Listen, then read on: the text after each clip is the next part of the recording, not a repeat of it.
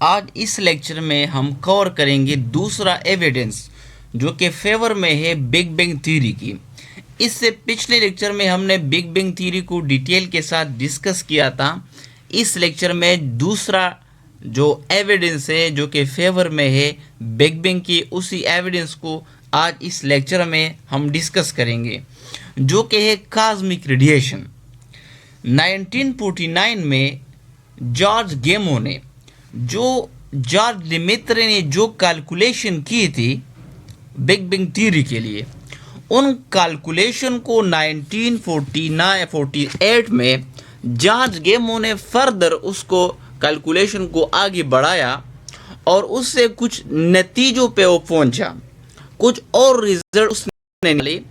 और वो रिजल्ट ये थे, उन्होंने ये कहा कि अगर वाकई ये यूनिवर्स एक ही ओरिजिन से बना है, यानी इसका ओरिजिन है और ये कायनात जो है ना वो क्रिएट हुआ है, तो फिर कुछ डेफिनेट अमाउंट ऑफ रेडिएशन ज़रूर इस यूनिवर्स में होने चाहिए, जो कि उस एक्सप्लोजन के बाद जो है ना वो, यानी जब एक्सप्लोजन हुआ था तो उस एक्सप्लोजन के कुछ ना कुछ ऐसे रेडिएशन इस यूनिवर्स में ज़रूर होने चाहिए।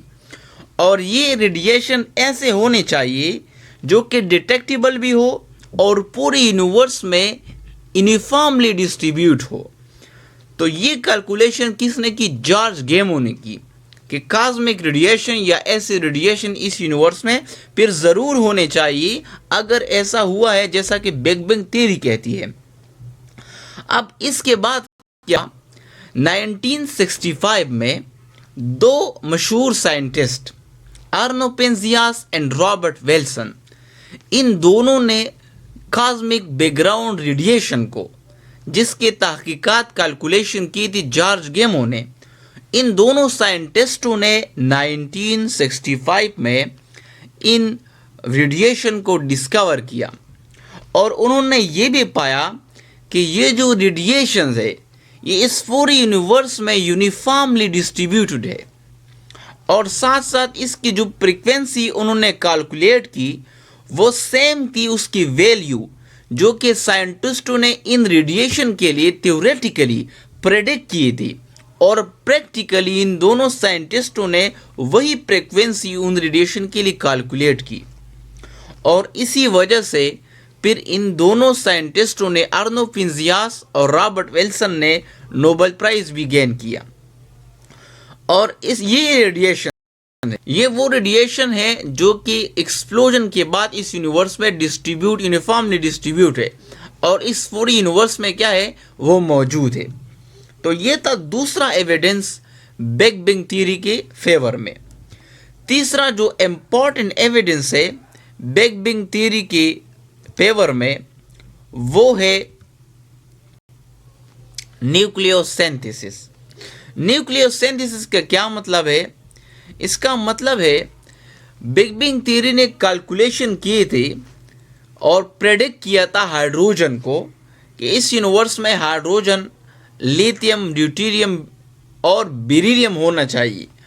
और ये कैलकुलेशन जो किए थे बिग बैंग थ्योरी ने, बिग बैंग थ्योरी ने ये कहा कि यूनिवर्स जब आहिस्ता आहिस्ता एक्सपेंड हो रहा था, यानी जब एक्सप्लोजन हुआ और एक्सप्लोजन के बाद जब यूनिवर्स आहिस्ता आहिस्ता एक्सपेंड हो रहा था, तो हम आम तौर पे जनरली हम जानते हैं कि जब कोई चीज़ एक्सपेंड होता है तो उन चीज़ों का या उस चीज़ का जो टेम्परेचर होता है वो आहिस्ता आहिस्ता कम होता चला जाता है, वो डिक्रीज हो जाता है। तो जब एक्सपेंड हो रहा था यूनिवर्स, तो उसी वक्त बिग बैंग थ्योरी के मुताबिक ये जो एलिमेंट्स थे ये बनने शुरू हुई और ये बन गई। कौन से एलिमेंट? हाइड्रोजन, लिथियम, ड्यूटेरियम और बेरिलियम। तो ये उसी वक्त जब यूनिवर्स एक्सपेंड होना शुरू हो गया, यानी उस वक्त टेम्परेचर जब आहिस्ता आहिस्ता डिक्रीज होना शुरू हो गया, तो उसी वक्त ये जो एलिमेंट्स थे ये बनने शुरू हो गई, ये बन गई।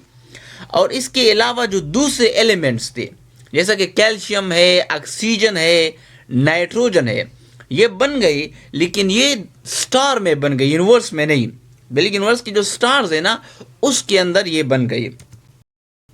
फिर जब ये तो प्रेडिक्शन की थी बिग बिंग ने ये कहा कि अगर यूनिवर्स जो, क्योंकि बिग बिंग का ये मानना था कि यूनिवर्स का आगाज जो हुआ है ये एक ही पॉइंट से हुआ है, तो अगर बिग बिंग ने ये प्रेडिक्ट भी किया कि वाकई अगर बिग बिंग ऐसा है तो फिर इस यूनिवर्स में 75% हाइड्रोजन होना चाहिए, जो कि प्रेडिक्ट किया था बिग बिंग ने 75% हाइड्रोजन को प्रेडिक्ट किया था कि इस यूनिवर्स में फिर 75% हाइड्रोजन होना चाहिए, 24 से 25% हीलियम होना चाहिए, और जो दूसरे एलिमेंट है वो 1% से कम होनी चाहिए। फिर जब प्रैक्टिकली एस्ट्रोनॉमर ने यूनिवर्स में इस की जो वैल्यू होती है हाइड्रोजन, हीलियम और दूसरे एलिमेंट्स के, जब प्रैक्टिकली मेजरमेंट किया तो एग्जैक्टली उन्होंने पाया कि इस यूनिवर्स में 75% हाइड्रोजन मौजूद है और 24 से 25% जो है वो हीलियम मौजूद है।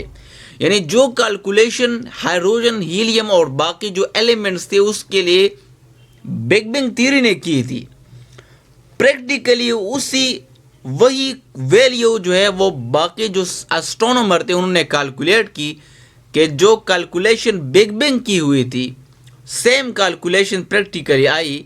तो ये वो बुनियादी एविडेंसेस थे जो कि सपोर्ट करती है किसको, बिग बिंग थ्योरी को।